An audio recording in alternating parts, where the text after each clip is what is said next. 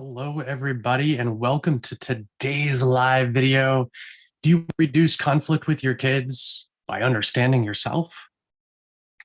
Hardworking parents and caregivers, I know you all try really, really hard, but do you find that your kids push your buttons like they're absolute pros and they know exactly where they are? Do you get frustrated when your kid backtalk and get angry again, not really sure what to do about it? Do you get triggered by the way your kids talk to you? Can't seem to get it. Give me the next 5 minutes and I'll show you how knowing yourself better can reduce conflict with your family and actually improve all of your relationships. To see my longer video on understanding and my parenting method called Cube that gets into how my clients and I end conflict, foster secure attachment, and grow connection, and comment #understanding below, and I'll get you that link. My name is Matt Kenyon. I am a family relationship coach and the owner of Free Thought Coaching, where I help parents end the yelling, arguing, and fighting and build happily integrated families. My promise is that there is always at least one strategy, tool, or piece of advice you can use immediately after watching my videos. Much of the content in this video come from Daniel J. Siegel's book, Parenting from the Inside Out. I highly recommend this book to literally all parents, no matter how old your kids are. This video will actually only cover a small piece of content of this book. Let me know in the comments below if you'd like to see a longer video that dives deeper into the concepts in this book. All right, so Daniel Siegel begins this book with his sentence, quote, "When we become parents, we bring with us issues from our own past that influence the way we parent our children." He goes on to talk about how these unresolved issues can lead us to being triggered in the relationship with our children and, frankly, our partners. When we are triggered, we usually respond with big emotions, impulsivity, and distorted perceptions of the situation or the people. He explains that this is because our past experiences shape the way we experience the present. Our unresolved issues make us inflexible in the way we respond to our children. This is because when our brain is triggered, it stops listening to the present moment and gets lost in its own internal experience, which has become so loud in the brain that it's actually deafening. If we do not resolve these issues, we are most likely going to continue these patterns of behavior and teach them to our kids. Because of these implicit memories that are causing this, we've now become our past experiences, and they are now writing our life story. So let's talk a little bit more about buttons and triggers. Imagine you're on your way home from work and you just want to relax at home after a long day. However, when you walk into the door, you're met with an angsty teen or tween that's upset about something that you know nothing about. You try to say hello and your teen grunts at you. All of a sudden, you're pissed at his disrespect and turn on him with anger and frustration that's been building up all day. You've gone from 0 to 100 in a second and a half. You were triggered by something, and now you, your child, the relationship, and frankly, the whole family is going to pay the price.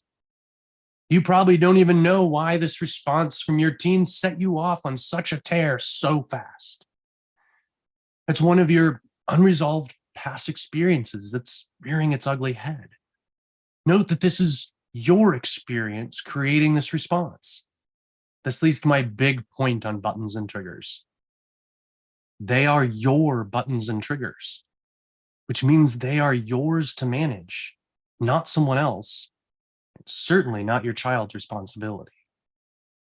Knowing what your triggers are and managing them is your responsibility. This takes time, introspection, and is easier if you practice some sort of mindfulness meditation.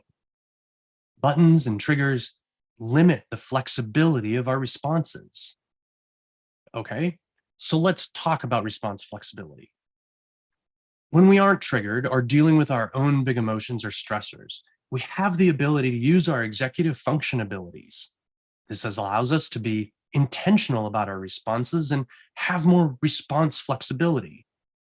We can improve our response flexibility, which generally just means that we could choose how we respond in any given moment. We can improve that response flexibility through introspection or looking inside ourselves to gain a better understanding of who we are in our own story and how that affects us. This skill of introspection and understanding ourselves is the same skill it takes to look into others and understand them. So, by practicing introspection, we can improve our ability to understand others, have more flexibility in our responses. We can also use mindfulness practices to increase our ability to understand situations and acknowledge the feelings we're feeling without getting lost in them, thus increasing our response flexibility. By dealing with our unresolved issues and increasing our response flexibility, we can improve our abilities as parents. We level up. In closing, I want to share more words from Daniel Siegel. Quote, "We often try to control our children's feelings and behaviors when actually it is our own internal experience that is triggering our upset feelings about their behavior." Unquote. So next time you find yourself with buttons pushed, triggers pulled, and you're going from 0 to 100 in a second and a half, try to stop. Be flexible with your responses, or just walk away if you can't do that. Try mindfulness practices and introspection to improve your response flexibility and be better at parenting, and frankly, relationships in general.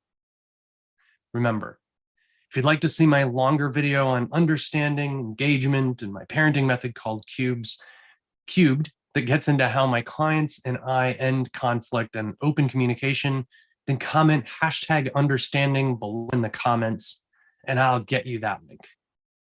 Thanks for watching. Have a great day. Be intentional. Happy parenting.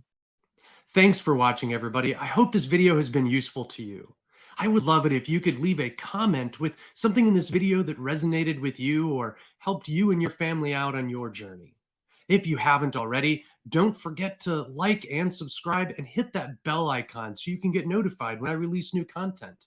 It massages the algorithm and helps get these videos out to other parents that need them.